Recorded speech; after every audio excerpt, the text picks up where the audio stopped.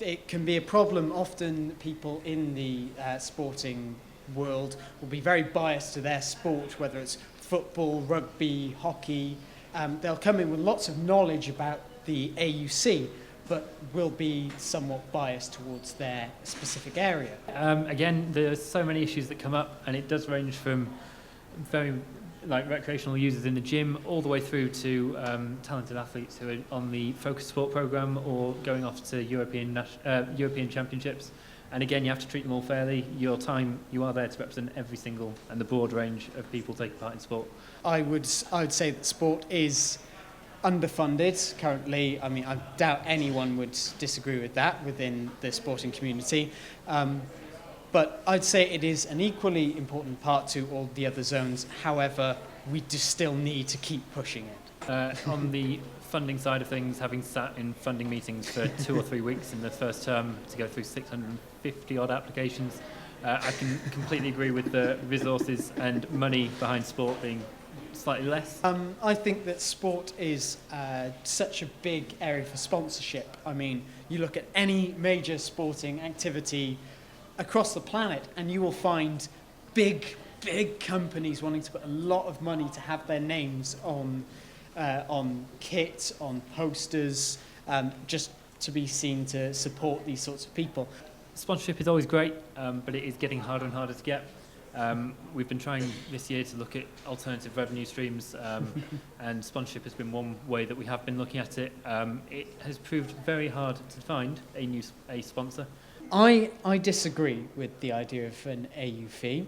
I think that sporting clubs already have to fork out an awful lot of money with sport and wellbeing membership. I think that they have to fork out lots of money for just, you can count up the cost of somebody in the American football team or the rugby team, just the small amounts they have to pay every now and then. It adds up to an extortionate amount. Well, other universities, they work really well, but because of the way that the structure works currently, it just unfortunately would not work here.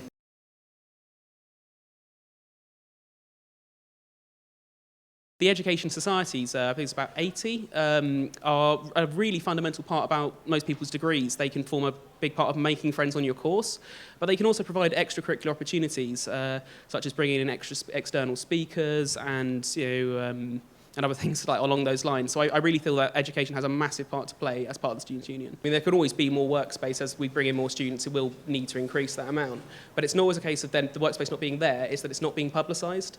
And I think improving that communication will actually make a big difference. We need to be working with all the reps. I mean, you said that we had them in most. We actually have course reps in all courses, on all year groups, and they are the gateway to the students in terms of us giving them information, but also us getting feedback as well.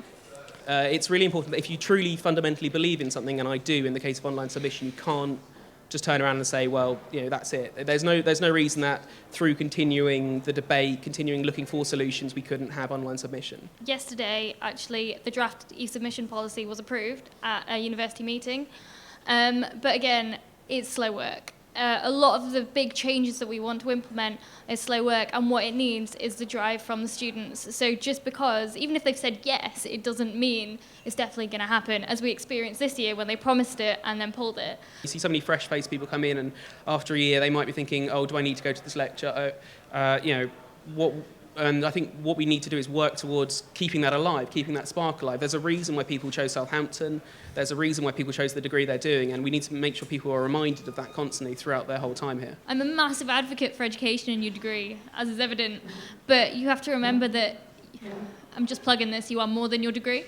There is other stuff out there, and sometimes that helps rekindle your passion for your degree. If there's been a problem, and it would be communication, in my opinion.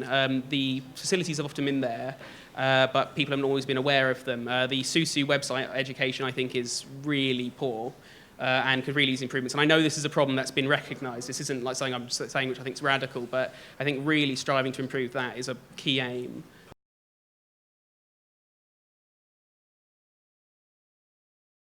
From what I've learned, the Democracy Review will make things easier because there's a point of entry. It's like if you want to make a change, it's through you make change. That's going to be like the new cornerstone of democracy. And it's very important that then anyone could be able to bring forward an issue and then take it to the specific experts who will be able to understand what is going on. I was much more passionate about creative industries before I started learning more about democracy.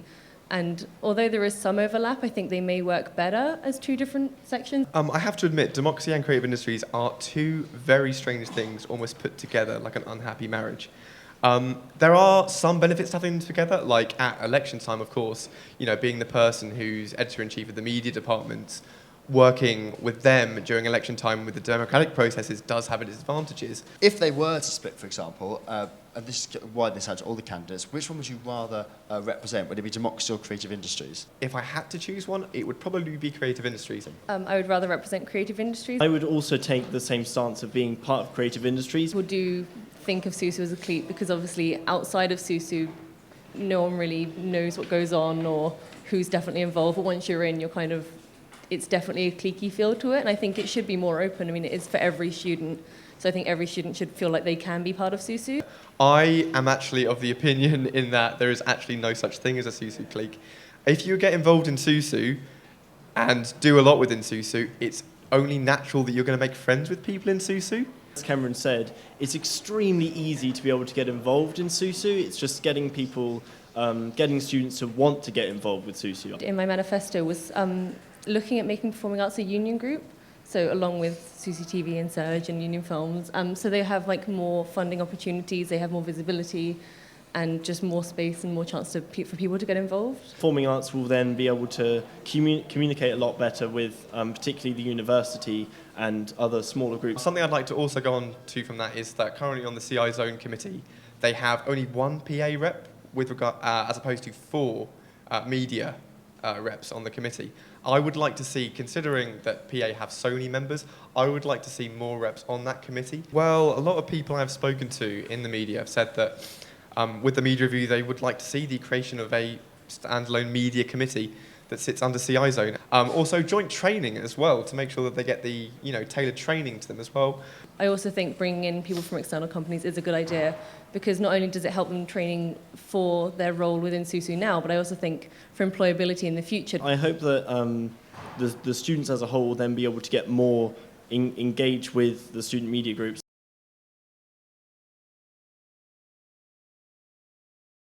Frankly, the idea that there aren't enough houses is ridiculous. There are.